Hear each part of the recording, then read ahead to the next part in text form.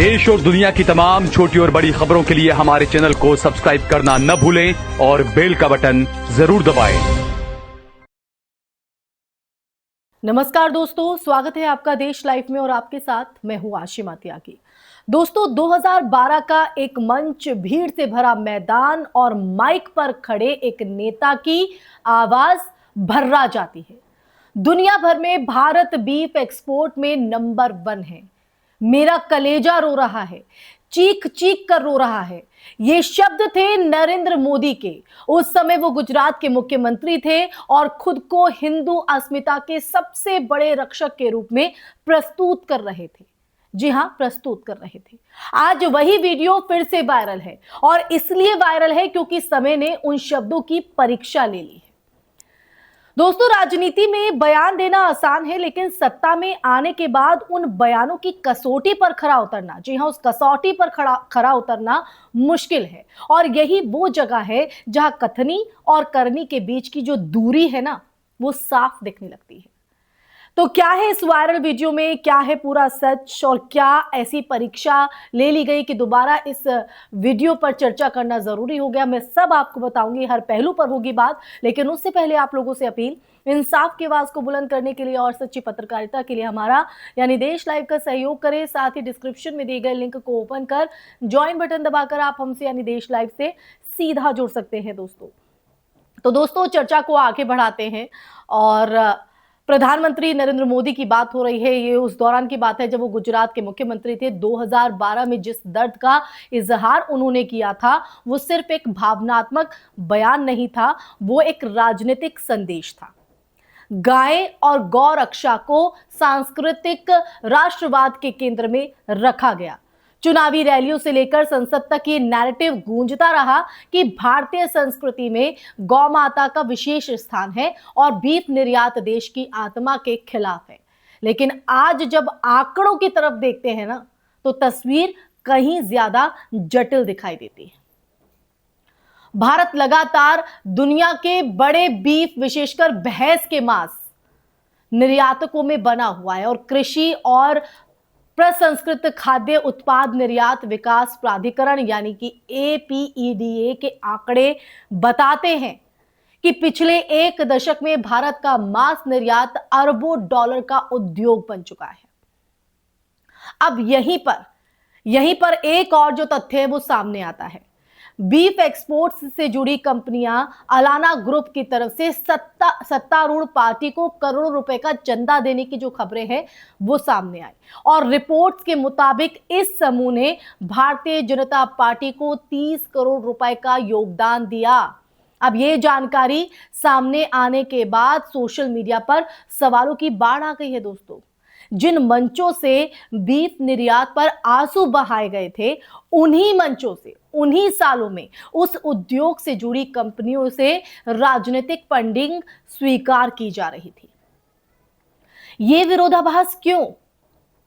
ये एक महत्वपूर्ण बिंदु समझना कहीं ना कहीं जरूरी हो जाता है। दोस्तों, भारत में जो बीफ निर्यात होता है वो ज्यादातर भैंस के मांस का होता है, गाय का नहीं, भैंस का मांस।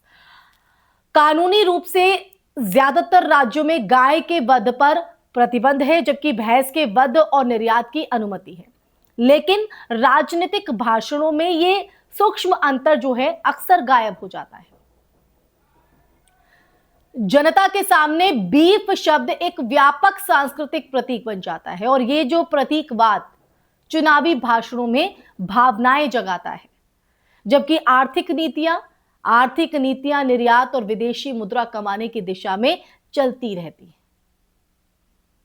अब सवाल अगर हम बात करें तो सवाल ये नहीं है कि कोई कंपनी कानून के दायरे में रहकर व्यापार कर रही है या नहीं।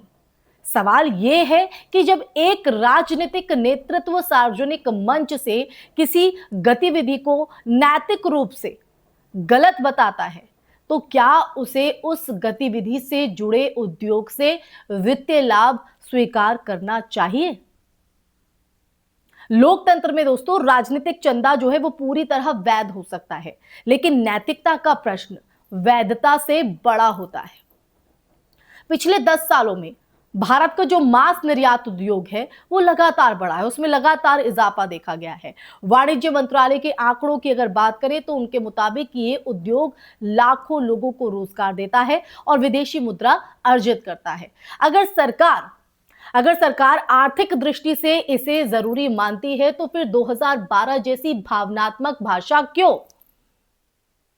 और अगर वो भावनात्मक भाषा सच्ची थी तो फिर नीतिगत स्तर पर उस उद्योग को प्रोत्साहन क्यों? ये तमाम वो सवाल है जो खड़े होते हैं दोस्तों, क्योंकि राजनीति की अगर हम बात करें तो राजनीति में अक्सर दो परतें होती हैं, एक प्रतीकात्मक और दूसरी व्यवहारिक। प्रतीकात्मक परत जनता की भावनाओं से जुड़ी होती है और जो व्यवहारिक परत है ना, वो अर्थव्यवस्था और नीतियों से। लेकिन जब दोनों परतों के बीच जो सामंजस्य ना दिखे तो अविश्वास पैदा होना लाजमी है, और यही अविश्वास आज वायरल वीडियो के रूप में सामने आया है। अब देखिए, यहां पर यह भी ध्यान देने वाली बात है कि भारत का जो निर्यात ढांचा है वो केवल एक पार्टी या एक सरकार की देन नहीं है, ये दशकों की नीतियों का जो परिणाम है। लेकिन जब कोई नेता खुद को सांस्कृतिक मूल्यों का सबसे बड़ा प्रहरी बताता है, तब उससे अपेक्षा भी उसी अनुपात में बढ़ जाती है। जनता केवल आंकड़े नहीं देखती है, वो शब्दों और कर्मों के बीच की जो दूरी है ना, उसे भी मापती है दोस्तों। आज ये मुद्दा सिर्फ बीफ निर्यात का नहीं है, ये राजनीतिक पारदर्शिता और नैतिक निरंतरता का मुद्दा है। अगर आर्थिक मजबूरियां निर्यात को जारी रखने के लिए कहती हैं तो जनता को साफ साफ बताया जाना चाहिए। भावनात्मक बयान देकर और फिर आर्थिक व्यवहार में अलग रास्ता अपनाकर भरोसे की जो नींव है ना, वो कमजोर होती है। वायरल वीडियो हमें याद दिलाता है कि राजनीति में शब्द कभी मरते नहीं हैं, वो रिकॉर्ड होकर इतिहास का हिस्सा बन जाते हैं। तो समय आने पर वही शब्द आईने की तरह सामने खड़े हो जाते हैं, और उस आईने में जो चेहरा दिखता है ना दोस्तों, वो केवल एक नेता का नहीं होता है, वो पूरे राजनीतिक तंत्र की विश्वसनीयता का प्रतिबिंब होता है। तो इसी प्रतिबिंब को कहीं ना कहीं हमें समझने की जरूरत है। अब इस सच को आप किस नजरिए से देखते हैं, कमेंट सेक्शन में कमेंट करके जरूर बताइएगा। साथ ही ये वीडियो कैसी लगी इस पर भी अपनी राय जरूर साझा कीजिएगा दोस्तों, और इस वीडियो को ज्यादा से ज्यादा शेयर भी कीजिएगा ताकि देश का हर नागरिक इस सच को जान सके। और हमारे चैनल देश लाइव को सब्सक्राइब भी कीजिएगा ताकि देश लाइव आपके लिए ऐसे ही सच के मुद्दे लेकर आता रहे और आपकी आवाज को बुलंद करता रहे। आप लोगों से इजाजत लेना चाहूंगी। नमस्कार।